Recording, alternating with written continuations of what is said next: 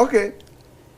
Benro, let's bring Sonny in now. Sonny is himself a diaspora Nigerian. He lives in the Netherlands. You have lived there for so many years. Yes, sir. And how do you feel when politicians, when candidates, like our presidential candidates, visit Europe, visit the US, visit other parts of the world to begin to canvass their positions in such climes? Well, you cannot rule out the diaspora community in our local politics or in our national politics here in Nigeria, because I'm a diaspora as well, you know, and I've lived in the Netherlands for 26 years. This month will make it 27 years.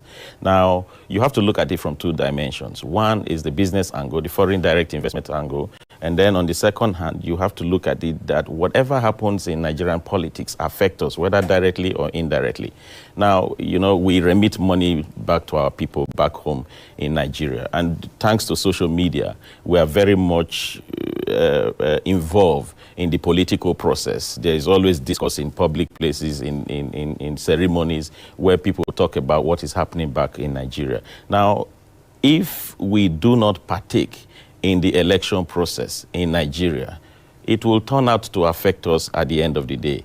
Most of the time, I visited Vienna, where I met with the Nigerian community. In a week or two from now, I'll be going to Madrid, where I'll be meeting with the Nigerian community. And one thing I tell them is, you have to actively participate in the political process in Nigeria, even though you do not have the right to vote.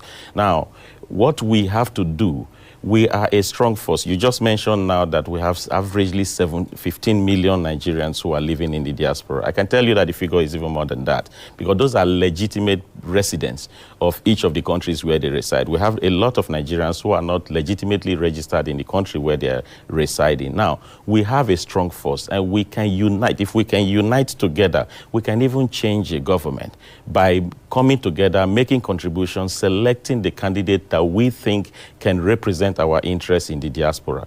Talk about the issue of remittance. I'm a governorship candidate in my state. Last week, I was welcomed to my constituency. About 5 of my diaspora friends made sure that, for the fact that they cannot vote, they made sure that their constituency and their area was properly represented. How did they do that? They sent money for vehicles to be hired, for the local people to be mobilized, to bring them to the venue where these things are taking place. And also, in the diaspora, we're not just there living like that. We are also business people. We are also connected to multinational companies. We are also connected to civil society organizations. We are also connected to regional and international institutions. So we can use our position to attract all of these things back to Nigeria. Now, if you look at Nigeria, the name Nigeria, it's not a business-friendly name right now because of the insecurity issues that is taking place in Nigeria. So if you want to become the president of this country and you intend to attract foreign direct investment to this country, there is need for you to go out there and woo investors, put confidence in them, tell them how you can protect their investments if they come into this country, irrespective of the security situation that we have, you know, and also guarantee them how they can get return on their investment when they go back. Even before the election, yes. Even before you are elected to a position. If you are contesting, which is what Benro was talking about. Yes. The aspect of it where candidates go out there and begin to reveal so much about Nigeria to, say, foreign governments or agents of foreign governments, and in the process begin to give away certain information. No, I don't agree with that, because it depends. You're not going there to discuss the internal security issues of the country. You are not even privy to the internal security situation of the country, because you are still a candidate. You're not a president yet, so you don't have access to sensitive security reports that can compromise whatever you discuss when you get to the diaspora, when you get outside of this country. However, it is very, very important for anybody who want to lead the economic recovery of this country as president, come 2023, you need to go out there. Without foreign direct investment, you cannot boost the economic situation in this country. And with all these terrorist activities and all this insecurity, bandits and all of that, look at what is just happening now. The United States, the United Kingdom are busy taking all of their diplomats out of this country. That is tarnishing the image of this country. So you need to travel out there, discuss with the relevant people, assure them, give them your templates, your political roadmap